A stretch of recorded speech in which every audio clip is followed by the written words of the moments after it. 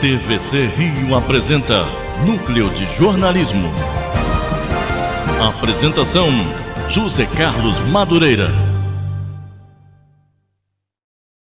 Estamos aqui com mais um programa do Núcleo de Jornalismo da TV Comunitária, canal 6 da NET. Eu e Moisés aqui, mais uma vez, dialogando com você e continuando na busca da reflexão. Porque agora nós já temos um resultado e hoje aqui é o primeiro programa depois de anunciado o resultado das eleições de 2018. Moisés aqui está ávido para fazer suas impressões sobre o uso das novas tecnologias e o impacto disso no resultado eleitoral, e eu vou abordar um pouco as novas medidas, supostas novas medidas, o anúncio dos novos ministros, as contradições do que foi dito na campanha, do que está aparecendo agora, e como sempre, além de uma eleição cheia de emoção, teremos agora uma pós-eleição também recheada de emoção. Não é não, Moisés?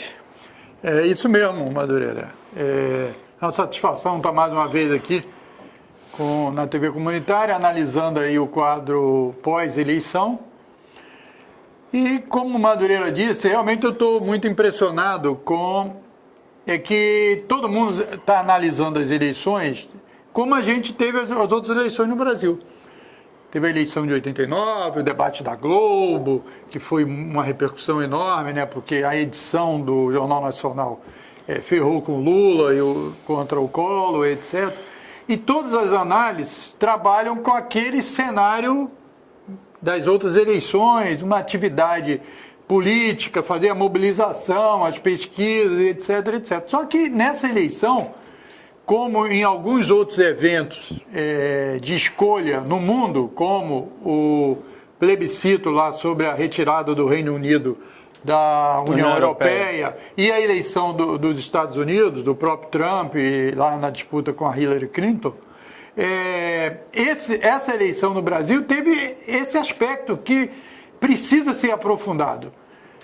Houve denúncia não da campanha do Haddad, não da campanha dos segmentos populares e democráticos, mas da Folha de São Paulo, que é um jornal que esteve envolvido na época de 64 com golpe, depois no impeachment, etc. Tal. Me parece que a partir do primeiro turno a Folha de São Paulo começou a despertar de que algo estranho estava acontecendo. E eu queria trazer um dado que eu considero assim muito alarmante, porque é o seguinte: todos nós debatemos pesquisas eleitorais, e as pesquisas a gente sabe que uma pesquisa muito distante do pleito dá margem a uma interpretação mais voltada para um candidato, para tirar apoio financeiro do outro, para o cara desistir. A gente sabe que isso, meio, entre aspas, faz parte do jogo. Agora, cada vez que vai chegando perto da eleição, as pesquisas vão se aproximando da realidade. Por quê? Porque senão os caras ficam muito mal na fita, né? O cara, ele não está atuando só naquela eleição. Ele pensa no futuro, e ele trabalha com empresas, etc. e tal. Agora, nessa eleição aconteceu um fato inédito. Então, duas pesquisas de boca de urna. Madureira, como é que é a pesquisa de boca de urna? O cara acabou de votar, saiu da urna. Quem? Aí você votou em quem? O cara anota e tal. É quase que o resultado da eleição. Todo mundo estava esperando 5 horas da tarde. Em todas as eleições no Brasil, agora com o fuso horário do Acre, 7 horas da noite, né, 19 horas, o resultado da boca de urna. Deu o resultado da boca de urna, Minas Gerais, a diferença entre um candidato e outro na boca de urna para a eleição, 12 pontos percentuais. 4 vezes a mais de dinheiro. Olha bem, 72% a 28%, certo?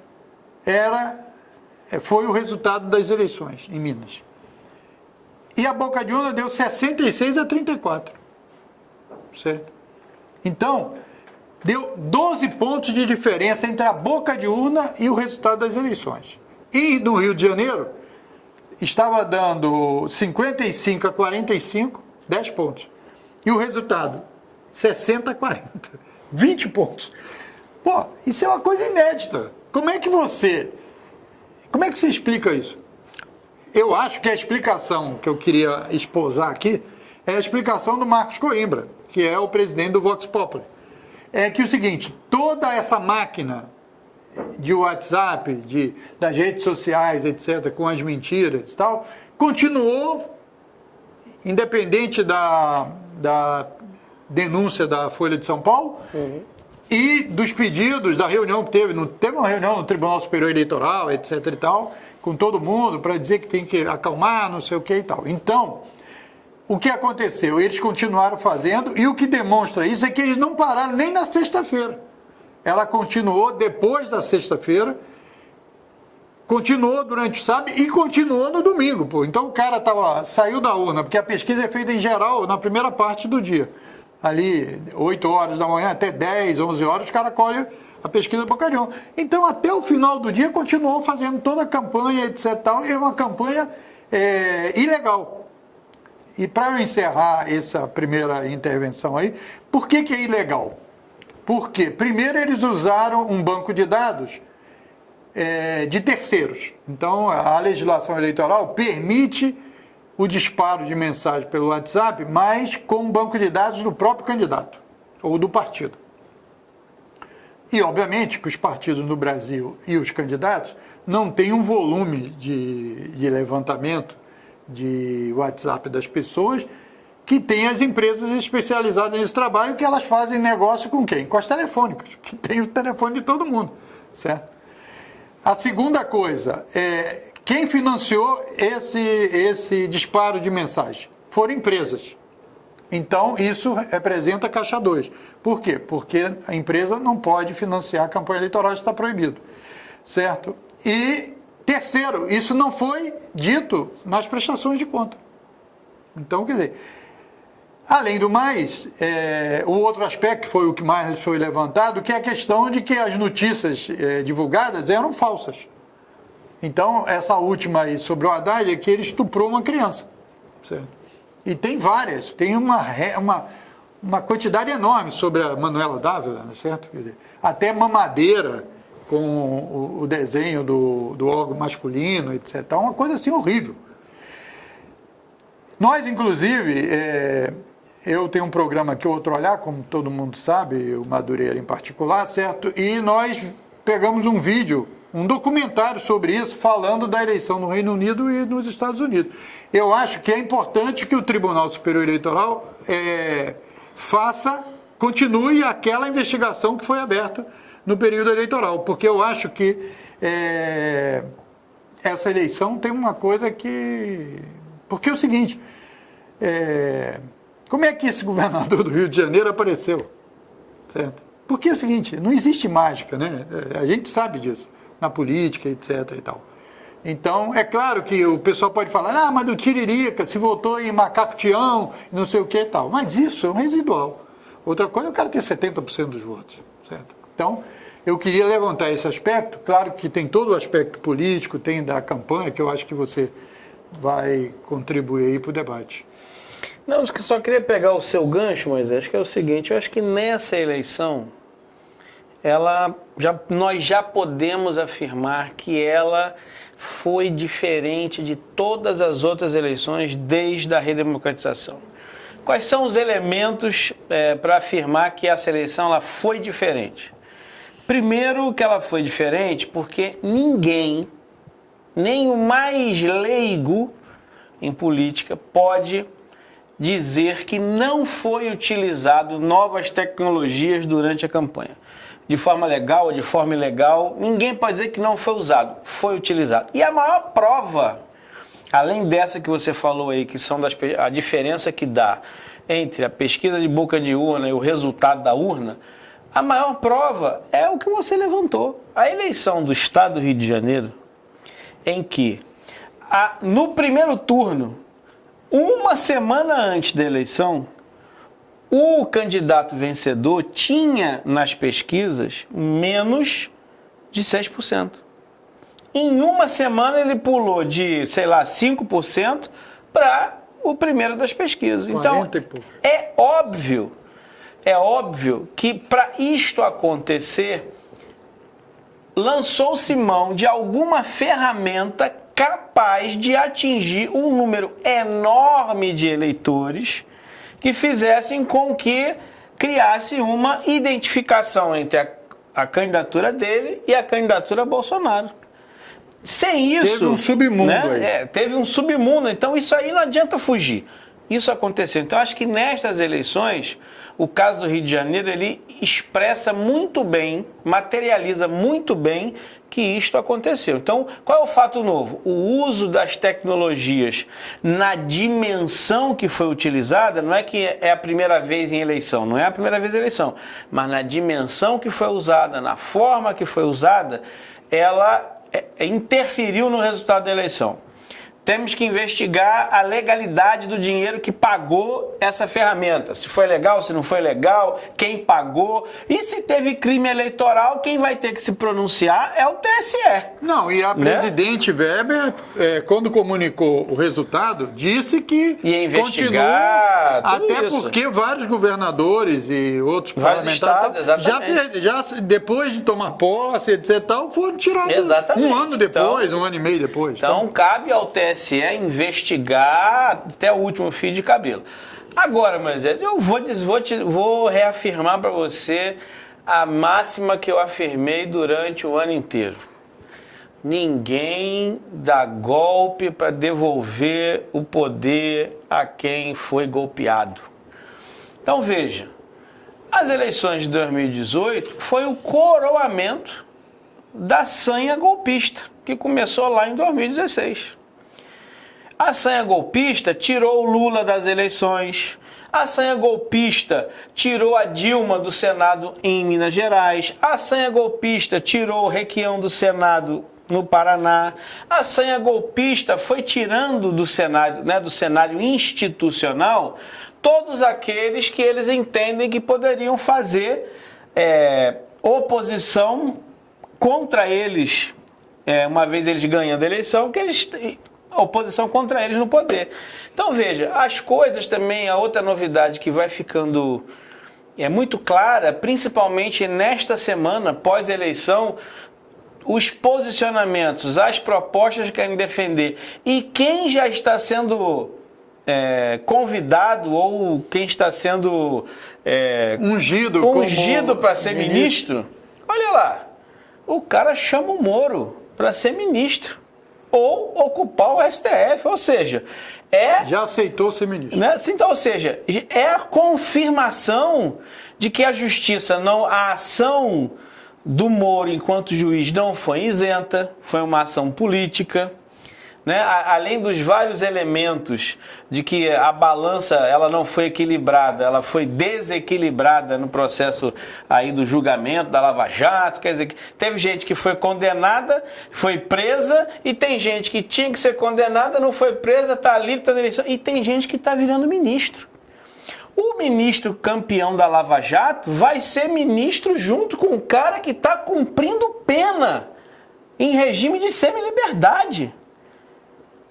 É só ver, buscar, já está em todos os jornais. Então, quer dizer, aquele discurso que era o governo da moralidade contra a corrupção, você pega aí de alguns nomes que já foram citados, tem nome envolvido, tem um que está em regime de semi-liberdade e outros aí que também estão envolvidos no esquema da Lava Jato. Então, veja, vai ficando claro que o golpe ele foi, primeiro, muito bem planejado e meticulosamente calculado. Desde 2016 até hoje. Se a gente volta páginas atrás, Moisés, imagine, a agenda do novo governo, quando tomar posse, já está anunciada. Reforma da Previdência, retirada de direitos, prioridade na questão de valorizar mais o mercado do que o mundo do trabalho, tudo isso aí está anunciado, ninguém está inventando. Eles estão sendo, deste ponto de vista, estão sendo claros e transparentes. Então é uma agenda recessiva e uma agenda restritiva. Para uma agenda como essa, é evidente que isso vai ter reação na sociedade. O que os golpistas fizeram antes da eleição? quebrar os sindicatos pelas pernas, tirando imposto sindical, porque aí, o que eles olham? O que pode criar movimento de oposição na sociedade? É o movimento sindical e o movimento social organizado. O que eles fizeram antes da eleição? Cortaram o imposto sindical. Então veja, é um movimento muito bem articulado, muito bem planejado e que agora está ficando definitivamente mais cristalino impossível. É isso. Eu né? vou levantar uma coisa que eu já falei com você aqui, certo? Eles não estão sozinhos na arena. Sim. Certo? Eles, obviamente, você disse aqui várias vezes e tal, que obviamente os golpistas querem continuar o golpe. Só que, como sempre o resultado é o vetor resultante, né? Para ser bem repetitivo, eles estão com um objetivo, mas eles não estão sozinhos no campo. Você vê lá o Palmeiras, perdeu, certo? Não vai para... O Boca vai ser uma final de Libertadores da Argentina. River Plate e Boca Juniors. O cara tava na boca da área lá, na boca do gol lá, o cara do Grêmio, aí, perdeu lá o gol, aí pronto, aí vai entrar o River, etc e tal. Então é o seguinte, eu queria então fazer o contraponto, certo? Qual é o contraponto? Primeiro, a gente falou aqui da tecnologia e tal, mas não é só a questão da tecnologia, tem a questão do conteúdo, porque o conteúdo também é ilegal, certo? Você falar que qualquer site aí que você coloca e tal, as 10 maiores mentiras do WhatsApp, todas elas são pró-Bolsonaro, certo? Então, demonstra que a campanha de mentiras, de falsificação de opinião e tal, é uma coisa que precisa ser aprofundada, como nós vimos aqui. A outra coisa é o seguinte, o Bolsonaro teve quantos por cento dos votos dos eleitores?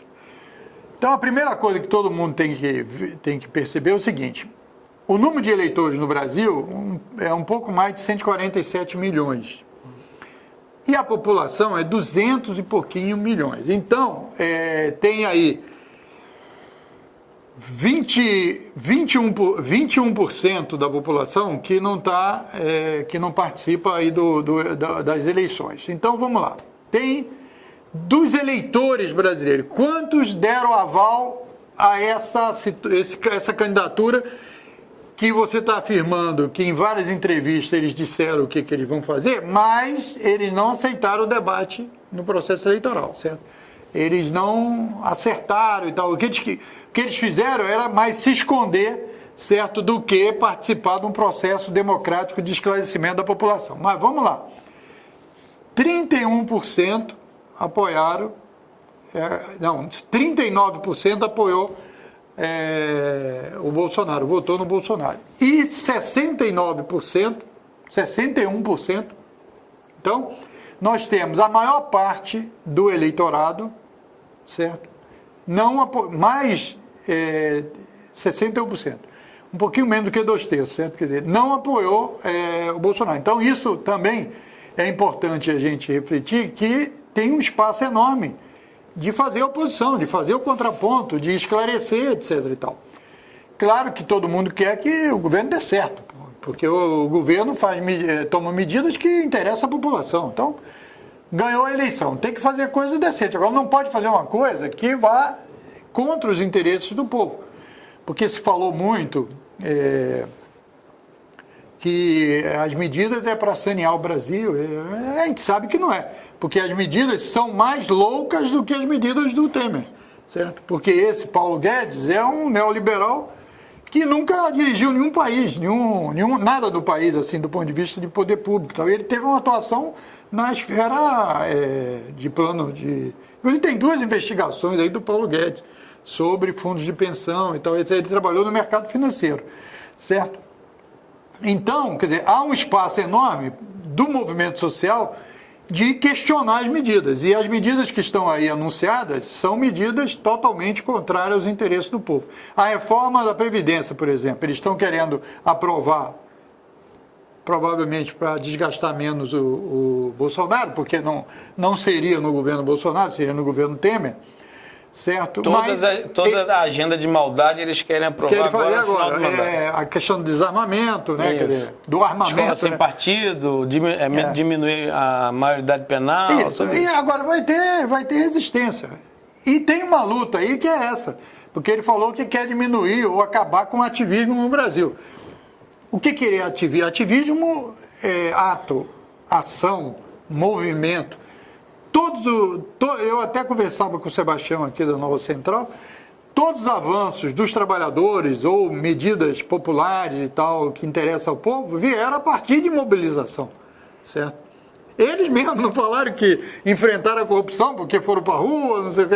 Então, pô, é um troço meio contraditório. Então agora os caras vão acabar com o ativismo e alguém vai ficar quieto? Agora, para finalizar, camarada, é um escândalo o Moro ser ministro da Justiça. O Moro impediu o cara que ganharia a eleição no primeiro turno e recebe como prêmio o ministério? Como é que é isso? Veja, quem ajuda a ganhar a eleição ajuda a governar. Mas isso é uma máxima. Toma lá da cá. Mas essa é a grande verdade, que assim, o discurso utilizado durante a campanha de que não usaria tomar lá da cá já foi por terra sem tomar posse, já foi por terra, acabou. Ele vai ter que baixar a bolinha, vai ter que sentar e vai fazer tudo aquilo que ele criticou, combateu, ele agora vai fazer. E aí, algumas pessoas que eu quero aproveitar uma coisa que você levantou, muita gente nas redes sociais está dizendo o seguinte: deixa o cara, vocês são muito radicais, vamos torcer para dar certo, vocês estão torcendo contra. Eu falei assim, não tem ninguém torcendo contra, simplesmente eu não posso ser a favor de uma reforma da Previdência que tira direito, eu não posso ser a favor de uma reforma trabalhista que tira direito, independente do governo que seja. Inclusive, né? A reforma trabalhista feita pelo Temer, já se fez um balanço aqui de um ano, que não aumentou o emprego, nada, não ajudou os empresários, nem ajudou, nada. Certo? Só fez segregar mais. Aqui ano passado, eu gravei foi um programa solo, né? Mais ou menos de 1 hora, bem no início do ano, em que eu estava conversando com as pessoas o seguinte: qual era a estratégia discursiva adotada pela turma do Bolsonaro? O último programa, a última semana de campanha de televisão, eles botaram uma tese na telinha que era o seguinte: nos últimos 30 anos, aí eu lembrei do vídeo que eu gravei aqui, quem foi aqui o editor, nosso Max do Circuito Carioca, eu fui lá, recuperei o vídeo, e exatamente a estratégia deles qual é? Pegar o período democrático, os 30 anos de democracia e dizer, isso aí não valeu de nada, só corrupção, nego roubou, enriqueceu, ou seja, a desmoralização da democracia. E o pior não é isso, né? A desmoralização da democracia, você ter que dar posse a quem passou 30 anos dizendo que a democracia não é nada. Não, e tem uma máxima aí muito interessante, porque perder uma eleição numa democracia é normal. Agora, perder a democracia numa eleição, aí fica difícil. Aí vai ter que ter muita mobilização, certo? Exatamente. E dizer para vocês que votaram no Bolsonaro, eu quero aqui fazer uma distinção. Eleitor de bem, bem intencionado, que quer o bem do Brasil, que votou no Bolsonaro. Você é um eleitor como eu, como Moisés, como Max, que queremos o bem do Brasil. Então, para você, eleitor de bem, que quer discutir ideias, propostas, a TV Comunitária vai continuar aqui discutindo com você, refletindo com você todas as ideias, todas as propostas. Agora, você que é orgânico, militante da lógica nefasta que está rondando a sociedade brasileira, nós não nos enganamos com vocês. Vocês passaram 1 ano ameaçando, intimidando, não irão nos intimidar. Vamos debater com a sociedade, com o eleitor de bem. Mas você que quer enganar o povo, nós vamos denunciar vocês. Agora, só antes de você dar a palavra final, é o seguinte, teve uma deputada eleita aí lá em Santa Catarina, que a justiça já mandou ela retirar aquilo lá. Então é importante perceber que se na campanha eleitoral eles não quiseram debater, agora... Porque o Bolsonaro, na fala dele inicial, levantou a Constituição, né? Exato. Levantou a Bíblia e tal, então tem que debater. Então é o seguinte, agora vamos debater. Inclusive, eleitor de bem, Constituição na mão e artigo 5º da Constituição Federal Brasileira. Toda hora, em qualquer lugar, defender a Constituição e defender a democracia é defender e zelar pelo artigo 5º da Constituição Federal da República Brasileira. E mais, a intervenção que a Carmen Lúcia fez, proibindo aquelas atitudes autoritárias da polícia, de procura eleitoral, etc., nas universidades, foi cassada por ela no liminar. E acabou de ser decidido pelo plenário que não pode impedir nada na universidade. Então, isso também é um resgate que, trazendo para o debate, porque o quê? Vai passar por cima do Congresso? Pode até quererem. Vai dar confusão. Mas ele disse que vai seguir a Constituição. Então, vai agora respeitar vai ter, as instituições. Então vai ter debate. Exato. Vamos debater a Previdência, vamos debater a venda das estatais, a entrega da soberania e tal, e o povo vai se mobilizar. Você que está em casa, mais uma vez acompanhando a TV Comunitária, lembre-se, www.tvcomunitaria.rio. Você acompanha a programação da TV e também pelo aplicativo do celular. Não esqueça, estaremos aqui semanalmente defendendo a democracia, debatendo ideias, ajudando o Brasil a avançar. Concordando e até discordando, mas alertando. Democracia acima de tudo. É o que nós vamos defender. Canal 6 da NET, TV Comunitária. Forte abraço, até semana que vem. Até semana. TVC Rio apresenta Núcleo de Jornalismo. Apresentação: José Carlos Madureira.